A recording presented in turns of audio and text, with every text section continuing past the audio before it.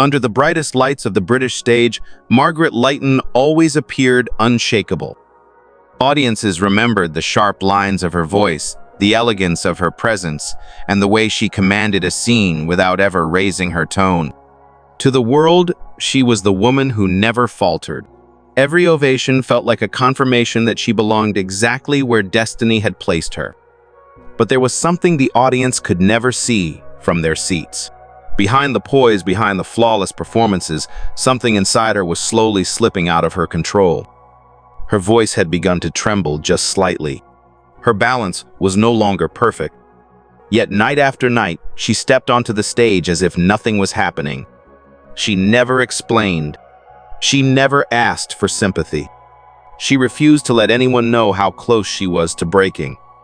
And then came the remark whispered years later by a director who had watched her final performances up close. I couldn't tell if she was acting or trying to keep herself from collapsing. It was the question no one dared to ask at the time. When the lights flickered out and the curtains fell, what was really happening to Margaret Leighton? Long before her name appeared in bold letters on theater marquees, Margaret Leighton was known simply as the actress who could disappear into any role she touched. In post-war Britain, when the stage was rediscovering its voice, she became one of the rare performers capable of redefining what it meant to be truly captivating. Directors admired her precision, critics praised her intelligence, and audiences found themselves entranced by the quiet intensity that set her apart from everyone else. She rose quickly, not because fame came easily, but because she treated every performance as if it were a promise she refused to break. Her work in both theater and cinema earned her some of the highest honors in the industry, including a Tony Award and an Academy Award nomination. For many, she represented the ideal of British acting, disciplined, elegant, and unwaveringly committed to her craft. Her presence seemed to anchor entire productions, giving weight to even the most fragile stories. To the outside world, it looked like a life shaped entirely by triumph. Her face appeared in newspapers, her performances were discussed across London, and her reputation traveled far beyond the United Kingdom. In those years, Margaret Leighton was not just a respected actress, she was a symbol of artistic excellence, someone whose career appeared destined to move only upward. But behind the fame, something was slowly breaking. Margaret Leighton did not grow up believing she would one day command stages across Britain. Her childhood held little glamour, no lineage of artists, no golden doors waiting to open. What she did have, however, was a sharp awareness of the world around her, a sensitivity that made the smallest human gesture feel like a story worth inhabiting. She observed long before she ever performed, storing away emotions the way others collected keepsakes. When she first stepped into a theater as a teenager, it wasn't ambition that drove her. It was a sense of belonging she had never felt anywhere else. The stage offered a language she understood instinctively even before she learned technique. But those early years were far from effortless. She struggled through auditions that left her questioning whether she had chosen a dream too fragile to withstand the weight of reality. At least once she considered walking away from acting, entirely convinced she wasn't built for the unpredictable brutality of the profession. Her breakthrough came when she was cast in a role that demanded both strength and vulnerability, a contradiction she embodied with startling ease. Overnight, critics began to take notice. Audiences leaned forward in their seats. Directors who once overlooked her suddenly knew her name. She was no longer the uncertain young woman fighting for relevance. She was becoming someone, an actress whose presence could hold a room still, whose performances felt less like acting and more like revelation. As Margaret Leighton stepped deeper into the world she had fought so hard to enter, the admiration surrounding her began to carry a weight that few could see. The stage demanded perfection, and she met that demand with almost unforgiving discipline. But perfection has a price, and hers was paid quietly in the spaces between performances where no applause could reach her. The more her reputation grew, the more she felt the pressure to protect it, to never let a single misstep suggest she was anything less than extraordinary. Her personal life was the first casualty of her ascendance. She moved from production to production with a level of intensity that left little room for anything else. Relationships strained under the hours she devoted to rehearsals, and the emotional immersion required for her roles left her exhausted long after the curtain fell. She gave herself so fully to her characters that when the lights dimmed, she often struggled to find whatever was left of herself. Friends described her as brilliant but distant, someone whose commitment to her craft made closeness feel nearly impossible. The entertainment world, especially in her era, offered admiration but demanded conformity. She was expected to be composed, elegant, and unbreakable, an image that suited her on stage but confined her off it. Any sign of vulnerability would be interpreted as weakness, and so she learned to hide her uncertainties with the same precision she used to deliver her lines. The industry praised her strength, never realizing it was also the mask she relied on to survive it. As accolades accumulated, the pressure deepened. Each new achievement raised expectations, and each expectation took another piece of her energy. The roles grew more complex, the scrutiny sharper, and the need to maintain her reputation more consuming. She sacrificed rest, privacy, and peace to sustain the standard she had set for herself. Fame brought her recognition, but it also became a silent overseer, one she could never truly escape. By the time she reached the height of her career, Margaret Leighton had given the world everything it asked of her. What no one knew was how much more she would soon be forced to give up. The shift was so subtle at first that even Margaret herself tried to dismiss it. A moment of unsteadiness while crossing the stage. A slight tremor that traveled through her hand when she reached for a prop. A hesitation in her voice that felt foreign, as though her body were sending signals she hoped no one else could notice. She had spent years mastering control of her presence, her breath, her movement, but now control seemed to be slipping away grain by grain. Directors began observing her more closely, though few dared to voice their concerns.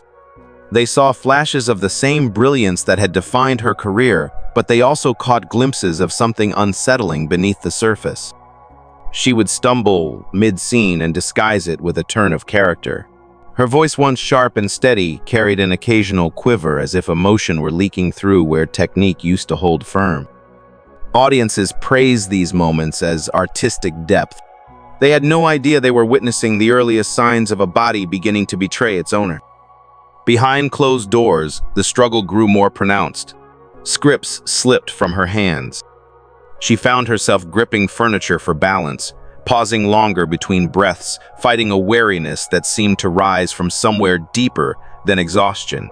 Doctors offered no comfort, only the confirmation of a condition she refused to let define her. She made the decision almost instantly the world would never know. She would carry this burden alone, shielded by a silence she believed was necessary to continue working. Her colleagues sensed something changing, but Margaret kept her distance, retreating behind a professionalism so strict it became another performance. She arrived early, rehearsed harder, refused help even when she needed it most. Each effort to hide her condition demanded a piece of her strength, and the stage, once her refuge, became the place where she had to fight hardest to keep the truth from surfacing. By the time the signs could no longer be brushed aside, she had already crossed a threshold from which she could not return. The lights still shined as brightly as ever, but Margaret was beginning to dim in ways no audience could see. Something inside her was slipping beyond her command, and the fall had already begun long before anyone realized she was descending. In her final years on stage, Margaret Leighton carried herself with a determination that seemed almost supernatural. Each time she stepped into the light, she did so with the quiet understanding that she was walking a narrowing path. Her body no longer obeyed her with the ease it once did. Movements had to be planned with delicate precision, and even the simplest gesture required an effort she concealed beneath the grace of her craft. The stage had always demanded sacrifices from her, but now it was asking for something far greater than time or energy. It was asking her to withstand the slow fading of the abilities that had defined her entire life.